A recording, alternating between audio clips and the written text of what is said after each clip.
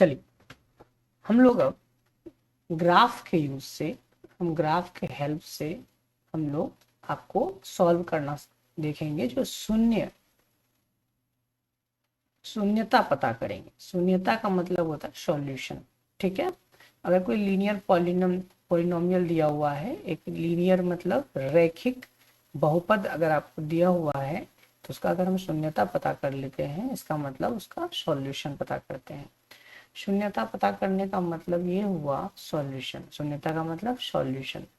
अब सॉल्यूशन निकालने का जो कंडीशन है वो है जब हमारा y इक्वल टू 0 होता है। y इक्वल टू 0 होता है मतलब x एक्सिस। कौन सा एक्सिस? x axis.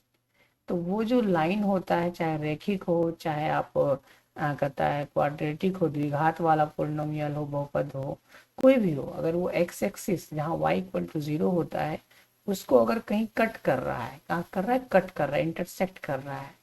उसको अगर इंटरसेक्ट कर रहा है,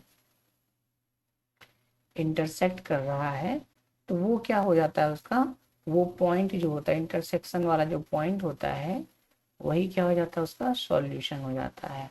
सॉल्यूशन मतलब उसका शून्यता होता है। ठीक है, कोई भी इक्वेशन। जैसे मैं बात करूं, अभी एक रैखिक इक्वेशन हमारे पास है y equals to x 2x plus 1। इसका शून्यता कहाँ हो? तो इसका शून्यता पता करने का सिंपल सा तरीका है, जो y इक्वल टू 0 पुट कर दो आप।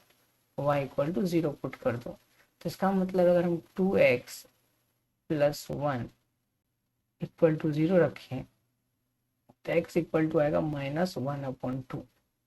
तो ऑब्वियस सी बात है, ये जो पॉइंट है ये हमारा शून्यता वाला पॉइंट है, जो इंटरसेक्ट कर रहा है किस एक्सिस को? x एक्सिस को। हॉरिजॉन्टल जो लाइन होता है वो क्या होता है? x एक्सिस होता है। तो माइनस है इसलिए नेगेटिव x एक्सिस इंटरसेक्ट कर रहा है, तो हमारे पास यहाँ पे x इक्वल टू -1/2 है। और y इक्वल टू तो ऑब्वियस सी बात है क्या होगा? 0 होगा। तभी हम शून्यता निकालते हैं जब हमारे पास y इक्वल टू 0 है।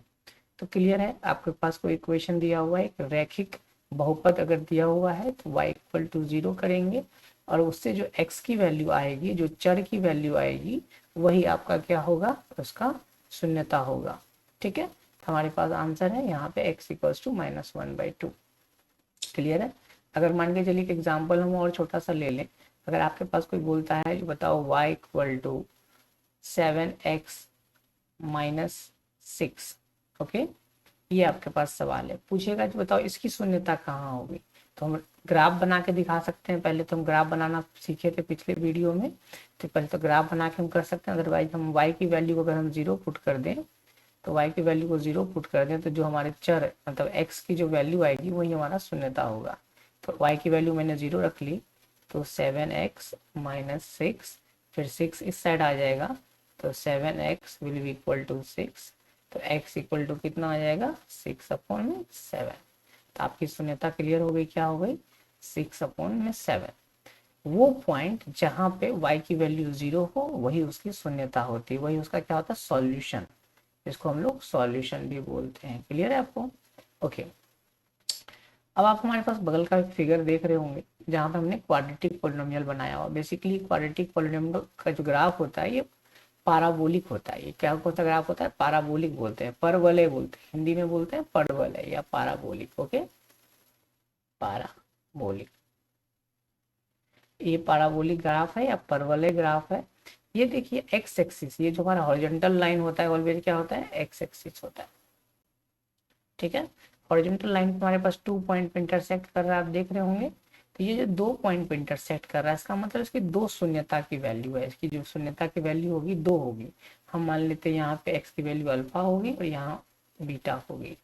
ठीक है, अगर मैं एक क्वाड्रेटिक इक्वेशन की नॉर्मल इक्वेशन जो कि हम आगे हम लोग पढ़ेंगे, अगर हम बात करते हैं तो वो इस तरह से होता है। अगर मैं मान लूँ fx या y बोल दूँ equal to ax² bx plus C, ये हमारा इक्वेशन हो जाता है किसका?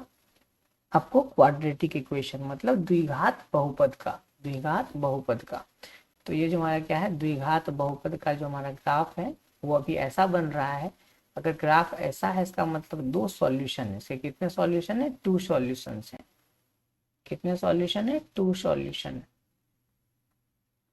इसके दो हल हैं। कितने हल हैं? दो हल है। इसका मतलब शून्यता इसके कितने हैं? दो। ये हमारा शून्यता 1 है, ये जो हमारा है ये शून्यता 1 है,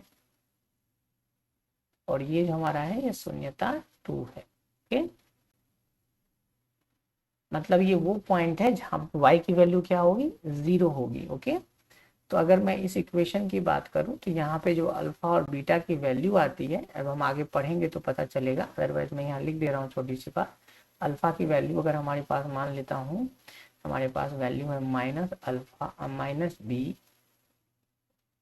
minus root under B square minus 4ac upon में 2a। ओके, एक पॉइंट ये वैल्यू हो गई। और दूसरा बीटा की अगर मैं वैल्यू लिखूंगा तो बीटा की वैल्यू मैं लिख रहा हूँ minus B plus root under B square minus 4ac upon में 2a।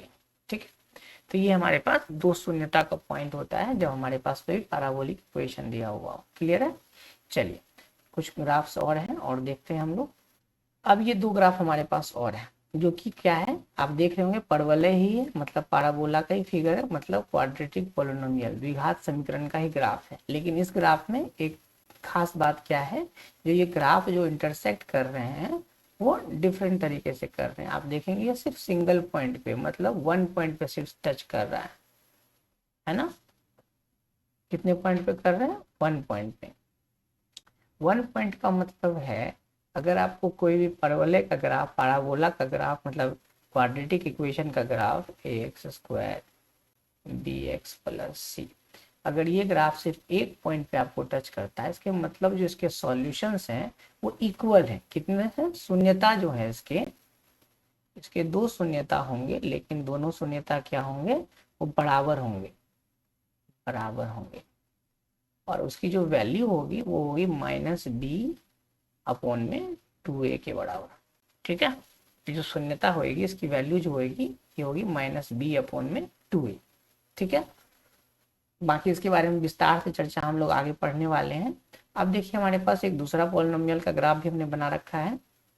उसमें क्या है, कहीं टच नहीं कर रहा है एक्स एक्सिस को, एक्स एक्सिस को कहीं टच नहीं कर रहा है। अगर कोई ग्राफ एक्स एक्सिस को कहीं भी टच नहीं कर रहा है तो उसकी शून्यता क्या हो गई, मतलब उसका जो सॉल्यूशन हो गया नो सॉल्यूशन। क्या हो गया? No solution.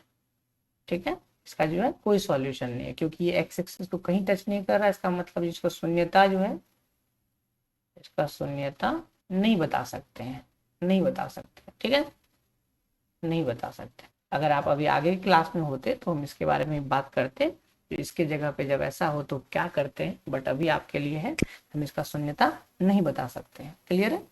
तो ये सारी चीजें हैं जो हमारे पास ग्राफ के थ्रू हम बताते हैं शून्यता कैसी है। तो आप एक पॉइंट में नोट कर लेंगे अपने कॉपी में, अगर एक्स एक्सिस को कट कर रहा है कोई भी ग्राफ, एक्स एक्सिस को अगर वो कट करता है, काटता है तो जितने जगहों पे काटता है उतनी शून्यता होती है। जितने जगहों पे काटता है, जगहों पर काटता है, एक्स एक्सिस को काटता है, उतनी उसकी शून्यता होती है, उतनी उसकी शून्यता होती है। क्लियर है? समझ में आया होगा आप लोग को ग्राफ से हम लोग कैसे शून्यता पता करते हैं।